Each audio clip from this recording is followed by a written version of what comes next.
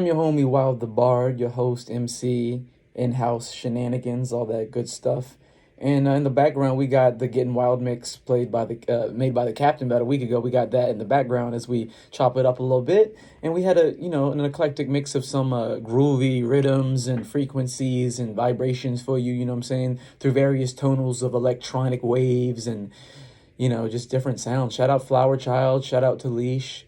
Just shout out so many dope artists that were featured in the last segment. But yeah, I kind of wanted to. I've been meditating on the eternal presence of I am. And I am, in my observation, is everything. It is what some refer to as God, Goddess, the Most High. Like it's all of that and more. You know what I mean? Like it's pure magic. It's raw cosmic expansion, raw just universal bliss, just raw like infinite potentiality, baby. And recently I've been having the blues just like a lot of cats, man. I've been having a lot of things, a lot of demons that I've been trying to slay, a lot of dragons I needed to face head on. But recently this has led me to I just did a little bit of intermittent fasting the past couple of days, and it really brought some groovy clarity, and I did it on some really sacred land.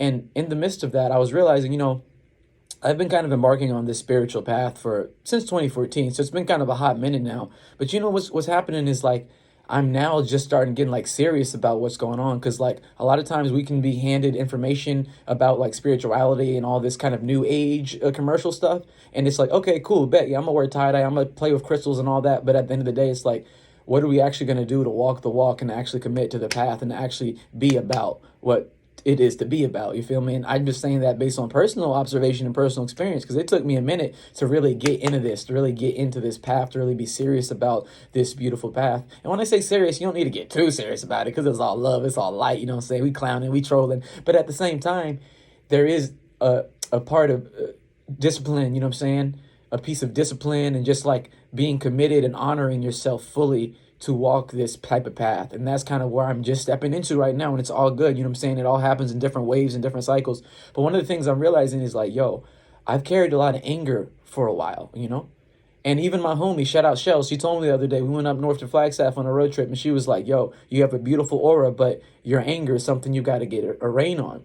And like a lot of people have said that to me. They're like, yo, I mess with you, homie, but your anger, like you gotta watch yourself. You gotta check yourself. And I appreciate that, because what it is like, in this society, we're always kind of assumed to do external things and check up on external circumstances. But in reality, it's all about our inner world, because many of us come into this world with so much turmoil and chaos and conflict going on within our own hearts, within our own souls.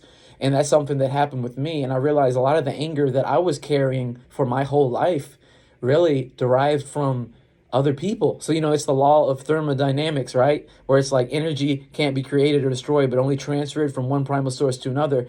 Well, in this case, a lot of times we carry stuff from our parents. So like in my particular case, I carried a lot of this heavy baggage from like my dad and from just like the men in my family, over this kind of thing of like being a black man, and this like stigma of being a black man, and all these limitations, honestly, that come from believing that, okay, you're a victim. That's kind of what I was told growing up, is that I was a victim and that I had to work twice as hard and to pretty much watch my back all the time and to pretty much not trust people that didn't look like me and to always just be paranoid and on guard. And I did that for a while, and I was militant for a little bit. But after a few years of doing that, and then as I kind of discovered more of who I was and started living more and started vibing with so many people, because I've always vibed with so many people of different cultures. My aunt, when she came over for my birthday party back in the day, she was like, yo, Wyld's friend group is like a freaking United Nations delegation, because I got people from all over the world. I always kicked it with people of different shades and colors and ethnicities and cultures, you did, because that's what it's all about. But I just realized, yo, I carried a lot of this anger, even if it was on a subconscious level, because I was being programmed by other people telling me that I should fear other people because of this, that, and the other. And in reality, it's like when I carry that, when I believe that to be true, it puts this like veil, this dark veil over my reality. So in reality, it's blocking me from really experience the fullness of joy and love that this life has to offer. And that's what I realize. So a lot of these constructs like blackness and whiteness, they come from divisive politics that were created by people in power back in the colonial times that wanted to separate people, that wanted to divide people. So it doesn't really matter what party we're talking about. In general, politically, this whole idea of races was totally created by people in power to keep people that they deemed as a little people down. And you know what? It's not right. And I feel like what I'm finding is the more that we can reclaim that narrative and really break away from those confines and stereotypes that these boxes such as blackness and whiteness project onto us, we can start to truly liberate ourselves and be free and be the creative, joyous beings of love and light that we are here on this planet to be. And I know for some it may be kind of weird and trippy to hear, but hey man, we're all entitled to open up and say different groovy things. And this is something I think that it's worth giving a listen to, because for so long in history, we've subscribed to these boxes of blackness, whiteness, brownness, and all this stuff. And where has it gotten us? War, conflict, anger, hatred, fear. So what if we actually started to, like in my particular situation anyway, I don't want to talk for anyone else, but in my particular situation, I'm starting to realize, all this anger and all this frustration that I carried in my aura for so long came from me trying to be this black person, this ideal black person that society was telling me that I should be. But in reality, that's not me. Now, don't get it twisted. I'm a proud person of African descent, and I'm a mutt. So I'm a proud person of African descent. I'm a proud person of British Irish descent, of Chickahominy Indigenous Turtle Island Native descent. So it's like there's a lot that makes up me. But that's the thing. If I was to be considered myself as a black person or in this box of blackness as has been projected onto me, it's dishonorable to my whole heritage, to my whole being. And what I mean by that, it's like the way that blackness is portrayed now, just like whiteness, it's meant to be like, okay, well, you're black people, you're white people. What happened to the fact that we all come from the same place and we just have different pigmentations in our skin because of migration? And that is a scientific, historic fact. They have so much, tons and tons of evidence on that.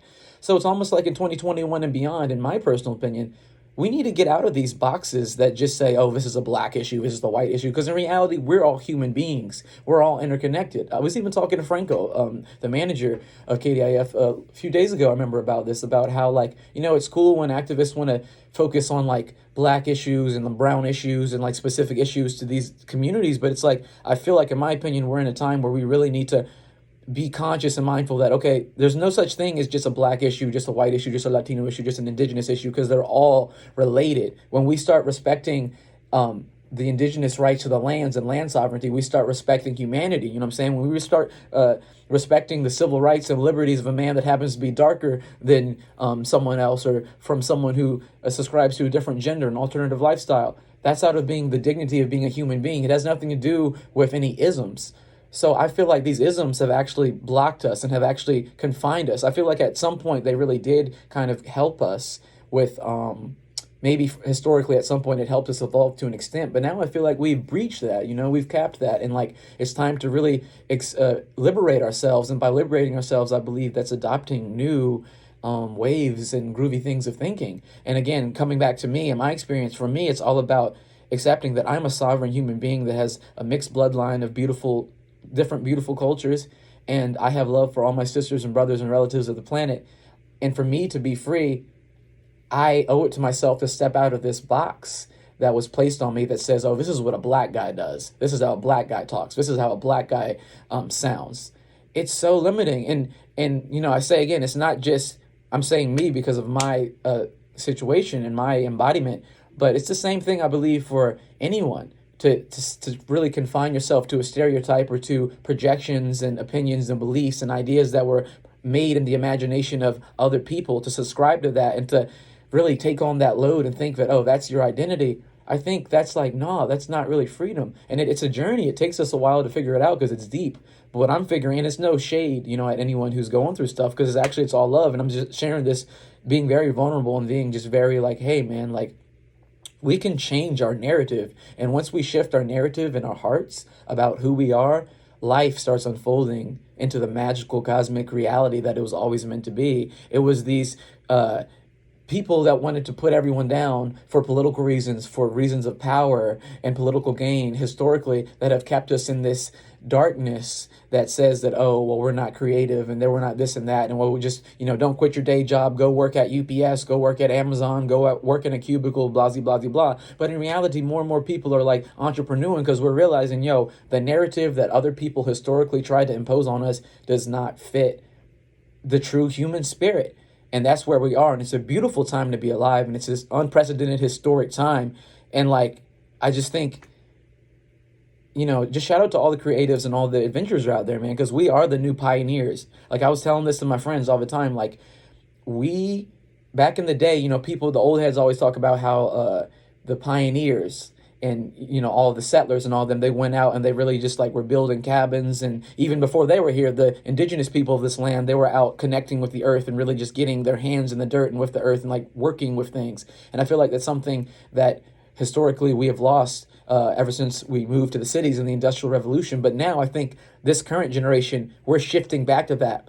And it hasn't been a thing. Like our grandparents or parents, they grew up very sedentary and urban lifestyles, right? But we're going back to, okay, we're going back to the earth. We're going back to chopping wood. We're going back to carrying water. We're going back to building foundations of a new reality and really trekking and traversing the wild frontier, the wild wilderness, the wilderness of the unknown that's been scared and uncharted or perceived to be uncharted for so long. But now it's like, no, we have that fire. We have that courage. It's like we're going to go and take the bull by the horns and we're going to trek the road less traveled. And we're going to go and walk that bumpy road that no one's ever wanted to really go down because they're afraid to do it. Because we are the pioneers of light and love and truth. And through our various gifts and creative expressions, we are co-creating the new earth. We are co-creating a new reality. And that, my friends, in my humble opinion, is the best way to get back at a system that was always meant to bring us down through the academic teachings,